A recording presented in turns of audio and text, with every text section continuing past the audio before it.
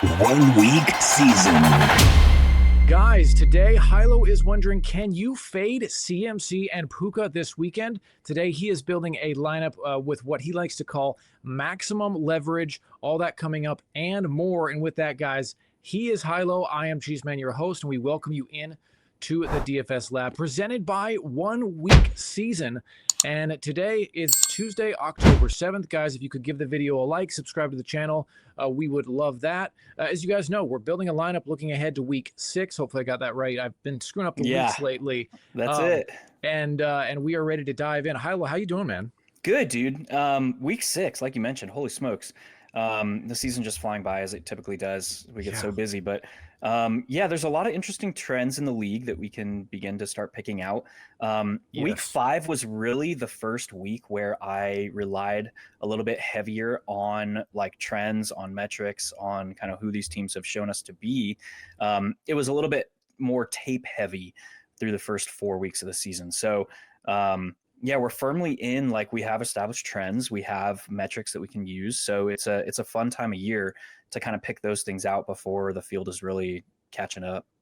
Yeah, how much does it change for you, for your process, when you are able to finally start seeing those trends? Do you feel like it gives you just more confidence in where to go?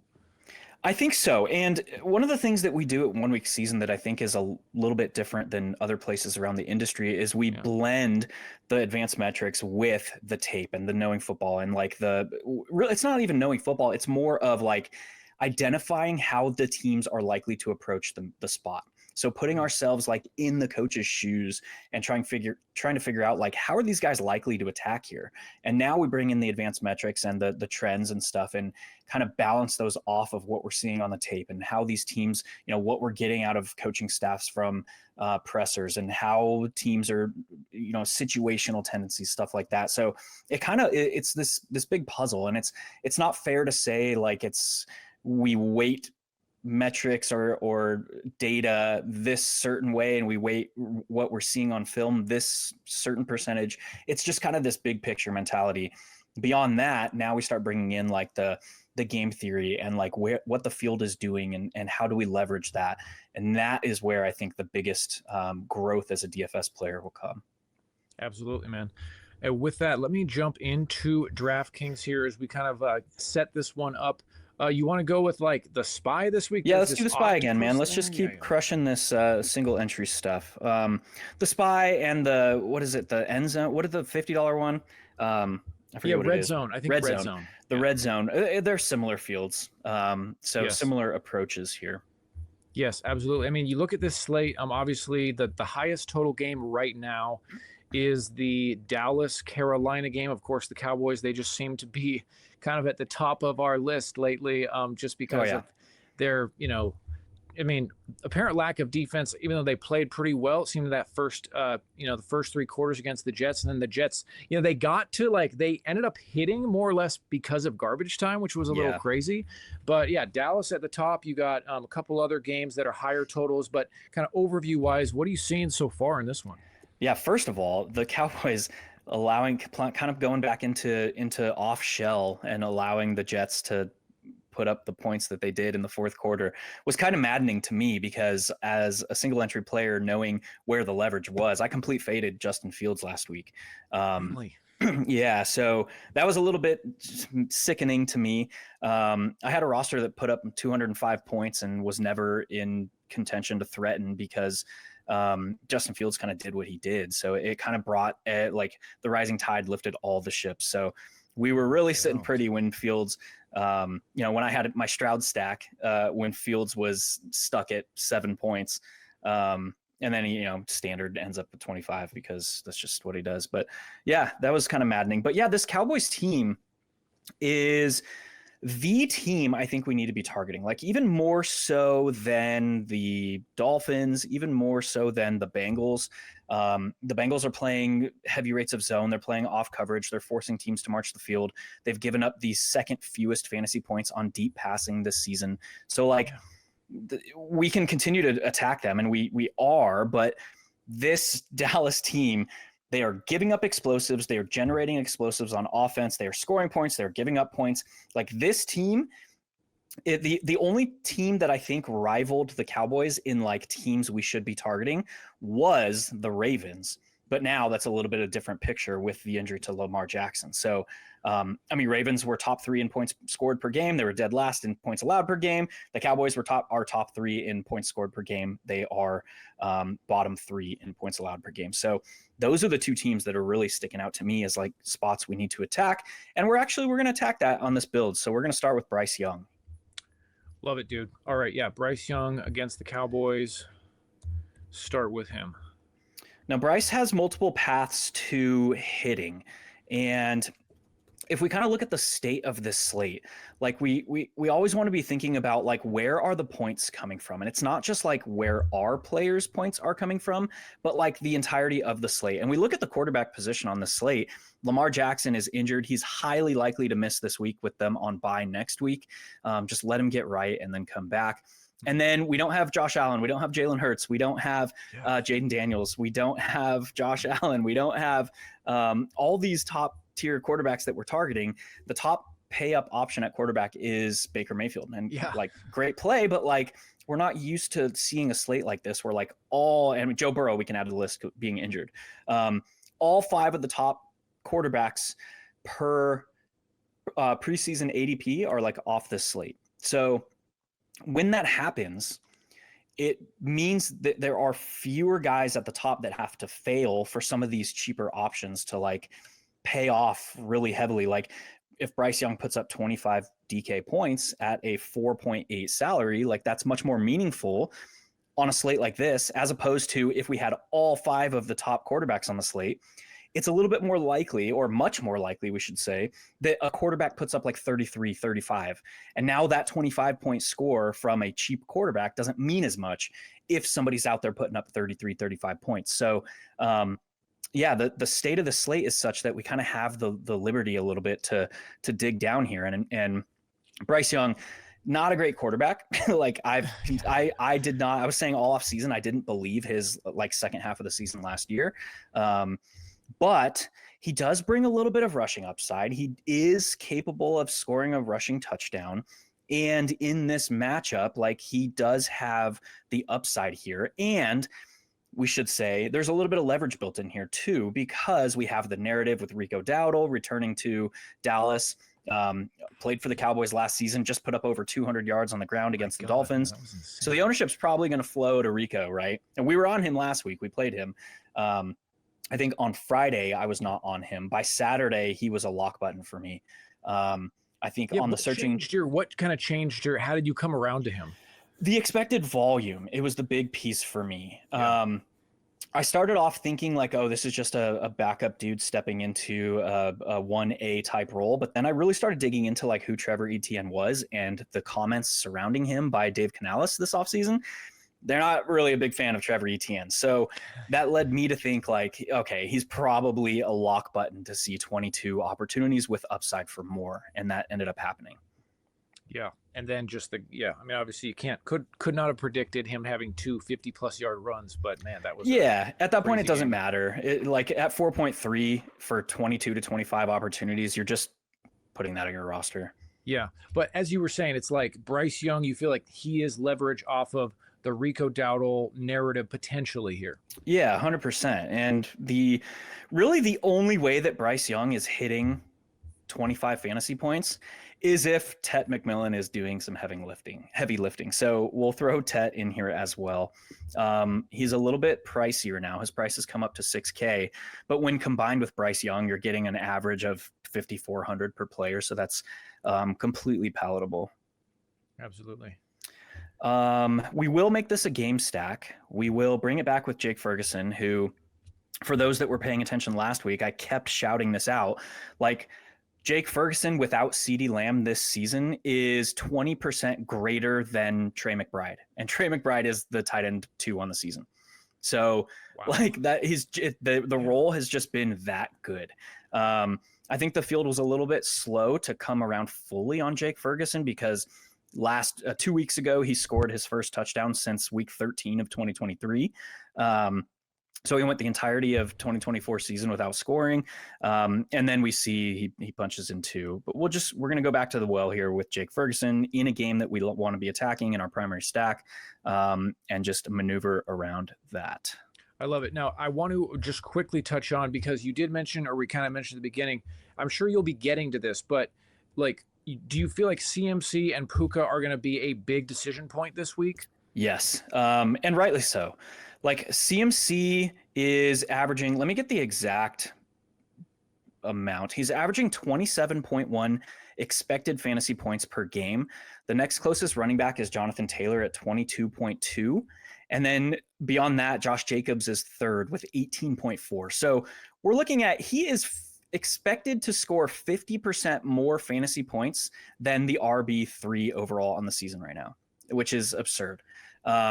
His salary continues to trickle up. I mean, he could get, assuming this usage and this role in the offense continues, once he starts scoring touchdowns, his price could be up into the 10K plus range like we saw in 2023.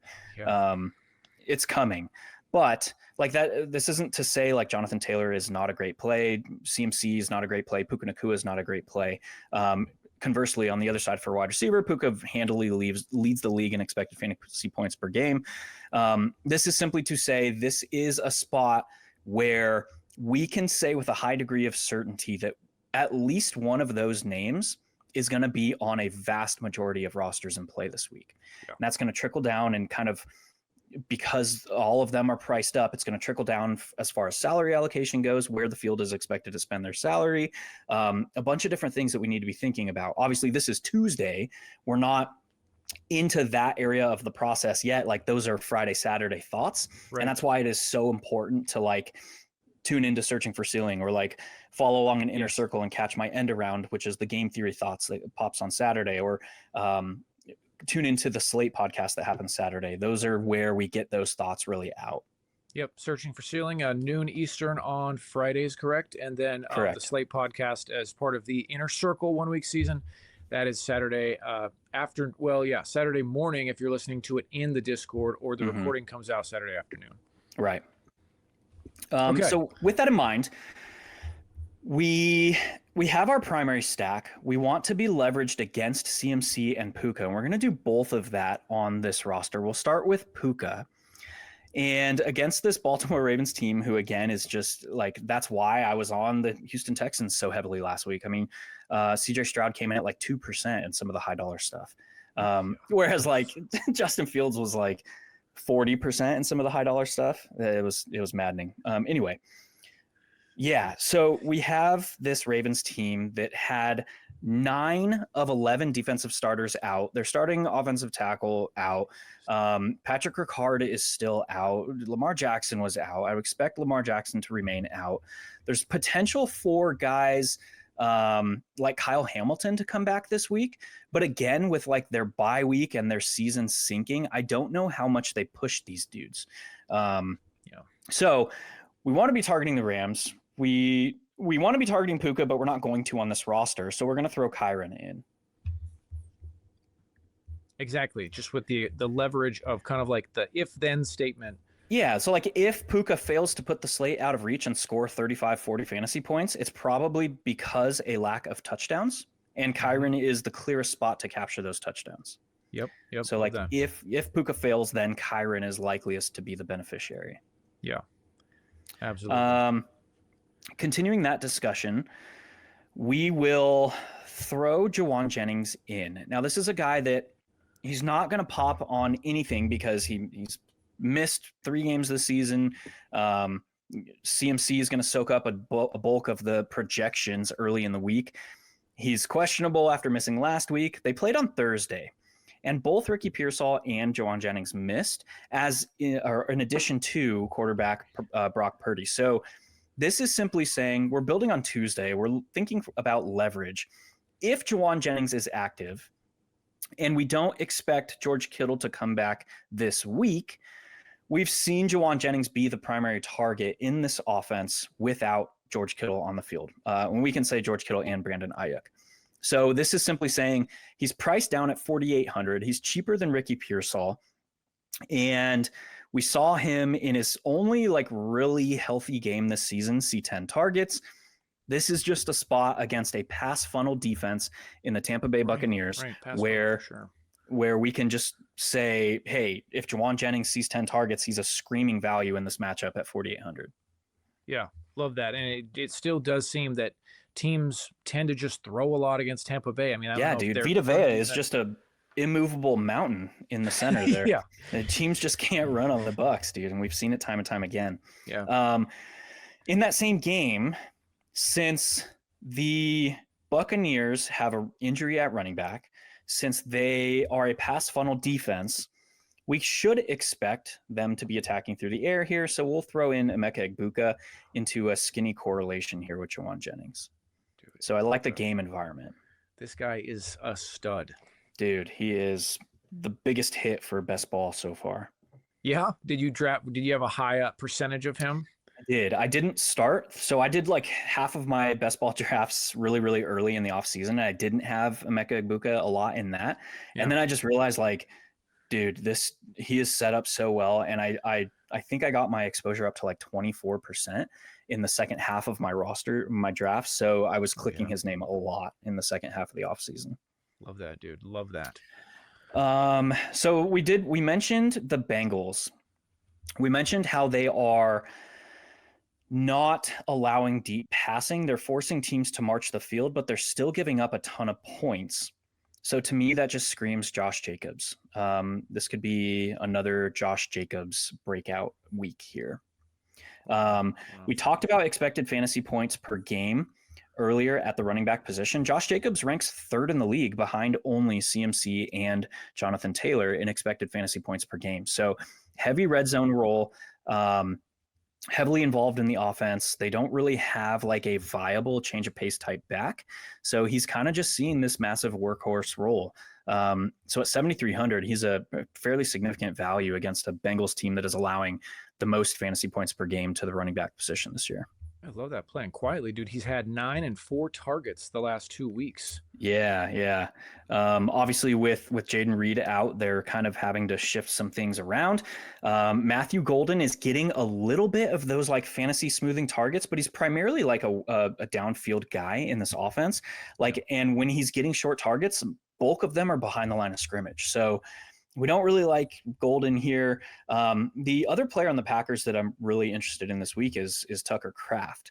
But we already have Jake Ferguson, so we're not going to go double dip in tight end. So we'll go Josh Jacobs here.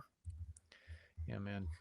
I love Tucker Kraft. But Josh Jacobs. Okay, so that leaves us 8,300, still a defense and a flex to go here. Yeah, so we are going to go dumpster diving at defense, as been the case a lot this season, to be honest. I was on the Saints before. It was cool to be on the Saints. Try to tell you all in week 1, this team is probably better than you guys think. I had a Saints stack that was cooking once Rashid Shaheed went deep and went over 100 yards and a score. And then they just kind of, the turnovers from the Giants, like the Saints just took their foot off the gas. But we'll go the Titans here at defense against a Raiders team that is turning the ball over ad nauseum. They're just continue to turn the ball over. The struggles of their offensive line, they have no run game that is going to influence their ability to attack deep. And we're effectively just betting on Tennessee winning up front. That's really it. And then to round out the roster, we're going to go another leverage play and continue tacking on the leverage here. We're going to make it a 3 running back build, and we're going to enter Quinshon Judkins. This is another back that kind of left people with a sour taste in their mouth this offseason. Obviously, we know why. Like, he didn't participate in his rookie camp at all, which is pretty crazy to see now the workload that he's getting. But on this Browns team, they've proven that they want to be like a methodical offense. Even when they had Joe Flacco under center, like, he wasn't just slinging it like good old gunslinger Joe. It was, they're marching the field, they are being methodical. And Judkins is one of the most efficient running backs in the league this year. The Steelers have not been the same defense this season. Oh, yeah. They're allowing the 10th most fantasy points per game to the running back position. And we have back-to-back games now where Quinshon Judkins has seen 20 or more carries. So 25 running back opportunities in each of the last 2 games, and he's priced only at 5,900. So he makes a really, really nice addition to this roster where we aren't expecting 3 running back builds to be overly owned. And the running backs that are overly owned are going to be the pay-up options most likely on the slate. So he makes for a nice addition to this roster. And would you say that he's more or less game script independent? Because even like the blowout loss to Detroit, he still had 25 touches at 34-10 loss. Right. I think they did most of their damage in the second half, the Lions. I think no running back is really like game script agnostic. Like they're gonna be dependent on the game script a little bit. Yeah. We have a Steelers team coming off their bye. They have a sneaky injury situation going down. Who's their wide receiver 2? Jesus. Steelers? Yeah. Whoever's below DK Metcalf. Yeah. Yeah, dude, exactly. Calvin Austin was hospitalized out of their last game with a rib shoulder. What the hell was going on with him? Shoulder injury, they called it. He went directly to the hospital and had x-rays. The x-rays came back clean, but they were already calling it going into their bye week, a multi-week absence. So this team is going to have a lot of moving pieces. Like it's Ben Skoranek, Scotty Miller, Roman Wilson. They're probably all going to step into that wide receiver 2 role. So we have an aggressive Cleveland defense that is going to man up on DK Metcalf, probably at a high rate. And they're probably also going to give him some safety help as well. So, and we're talking DK Metcalf against a top coverage corner in the league at a man-heavy team. Who else is going to beat the Browns, really, from the Steelers? So I think this is going to be a much tighter game than the field is probably going to realize. And we can probably pencil in Judkins for another 20 to 25 opportunities here. Yeah, man. Absolutely love this build. What we finished on, Bryce Young at the quarterback position with Kyron Williams, Josh Jacobs at the 2 running backs, stacked Young with McMillan and the bring back of Jake Ferguson, and then added on Juwan Jennings, Mekhi Puka, Quinton Judkins, and the Titans defense. Hilow, great build as always. Any final thoughts, man, before we send this one off here on this Tuesday? Again, still 5 days before the slate locks, but I think this is a great kind of primer for this slate, especially just kind of thinking through, like you said, the CMC Puka decision, not saying to fade them entirely, but just like how can you get leverage off them? And I think this is a great example of that. Yeah, and we talked about like the state of the quarterback position on this slate. Mm-hmm. That is also likely to increase the field's exposure to CMC and Puka because we don't have pay-up options at quarterback. We don't have pay-up like primary stacks because of that. So we have all this salary. It's like, where am I going to go? Well, last week we didn't really find anywhere to go because Puka and CMC weren't on the slate. And this week it's much easier to say like, oh, Puka, CMC's there. This is easy button. And they're great plays. Like they're leading the league. They're the top 2 players in expected fantasy points per game for a reason. Like these are players that are highly talented, highly involved in their offenses. But if we just say like, if CMC doesn't score multiple touchdowns and Puka Nacua doesn't score multiple touchdowns, they're probably not putting up a score you could not make up elsewhere or win without. So if that's the case, if they fail to do that and we're talking like we could see a combined 75-80% ownership on these 2 this week. It could get fairly crazy. So if we're talking, if one of those guys or both of them fail to put up 30 plus fantasy points, like that's you're now competing against 15 to 20% of the field instead of 80% if they hit. So it's just saying like, I know they're great plays. I'm going to place this leverage bet. And it goes a little step beyond that in saying that if they do fail to score multiple touchdowns, put the slate out of reach. How do they fail? There's really 2 options. Somebody else is capturing the touchdowns on their team or their team is failing. Yeah. We don't really expect the 49ers to fail. We don't really expect the Rams to fail against Baltimore. So now we're like, okay, Where's the touchdowns going? We have two options on this roster where they are one of the likelier places for the touchdowns to flow, if not CMC and Puka. Yeah. Yes, I absolutely love that. Guys, he is Hilow. You can find him on X at HilowFF. Also, make sure to tune in to Searching for Ceiling Fridays at noon Eastern on YouTube Live. It's going to be live on YouTube. And also, I know you'll be later in the week, but obviously you can already kind of get a sense of like probably what the chalk build is going to be when you write your end around. But all that to say, Hilow, thanks for joining us, guys. Hope to see you at the top of the leaderboard this coming weekend.